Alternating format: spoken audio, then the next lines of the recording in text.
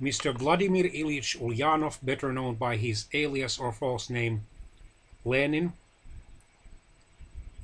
or pseudonym, secret name in order to evade capture by the Tsarist secret police, the Okhrana, was born in Simbirsk in April 1870 and died in Gorky near Moscow in January 1924, aged 53. By his original education, he was a lawyer. In practice, he was a writer and a politician, eventually then becoming the first Soviet Russian Bolshevik leader in November 1917, following the successful October Revolution.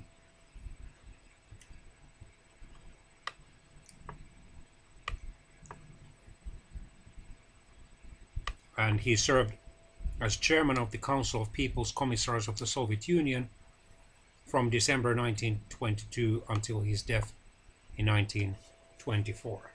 Although he was born to a wealthy middle-class family in Simbirsk, he embraced revolutionary socialist politics following his brother's execution for plotting to assassinate the Tsar Alexander III in 1887. Expelled from Kazan Imperial University for participating in protests against the Russian Empire's Tsarist government, he devoted the following years to a law degree.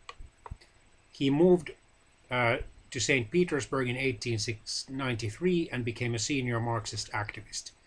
In 1897, he was arrested for sedition and exiled to Shushenskoye for 3 years, where he married Nadezhda Krupskaya. After his exile, he moved to Western Europe, becoming a prominent theorist in the Marxist Russian Social Democratic Labour Party. In 1903, he took a key role in an ideological split of the party, leading the Bolshevik faction against Julius Martov's Mensheviks. He lived in Switzerland until about March or April 1917, when he returned via Germany, Sweden, and Finland to Russia.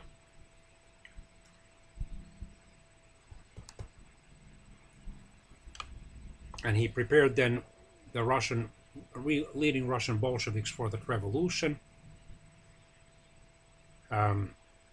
He quickly disbanded the Russian Constituent Assembly that had been elected in November 1917 and had just assembled in the first week of January 1918, because in it only 1/4 of the deputies were Bolsheviks, and it would have been difficult for him to persuade the socialist revolutionaries who held a majority to adopt his pro-communist policies.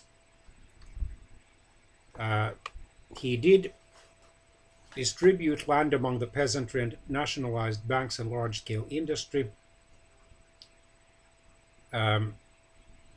Then he adopted the so-called new economic policy and encouraged economic growth through the market-oriented policy.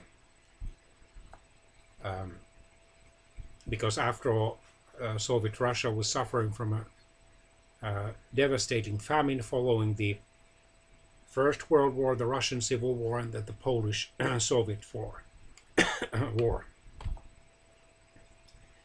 Several non-Russian nations secured independence after 1917, including Finland, Estonia, Latvia, Lithuania, Poland, even the Ukraine briefly, but reunited with Russia through the formation of the Soviet Union in December 1922. Lenin suffered from poor health, especially in his latest years. One event that probably hastened his death a lot was an assassination attempt by Miss Fanya Kaplan, a socialist revolutionary, which she made in August 1918. The bullet that she shot at Lenin if I remember correctly, could not be surgically removed because it could have threatened Lenin's life, or because Lenin, fearing assassination by doctors, refused to be moved to a hospital. In any case, he suffered 3 or 4 strokes, 3 strokes probably, before dying. The first one required several months of convalescence. The second one made him effectively resign, although he was still nominally the Soviet leader. The third one deprived him of speech and mobility. He died at his dacha or villa in Gorky. Widely considered one of the most significant and influential figures of the 20th century, Lenin was the posthumous subject of a pervasive personality cult within the Soviet Union until its dissolution in 1991. He became an ideological figurehead behind Marxism-Leninism and thus a prominent influence over the international communist movement. A controversial and highly divisive individual, Lenin is viewed by supporters as a champion of socialism and the working class, while critics on both the left and right emphasize his role as founder and leader of an authoritarian regime responsible for political repression and mass killings. Although some people argue that had Lenin lived on until the Second World War, he probably would not have instituted the horrible kind of great purge that his successor Joseph Stalin did in the 1930s. But that is an arguable point. Lenin's remains are preserved in the so-called Lenin Mausoleum in Moscow.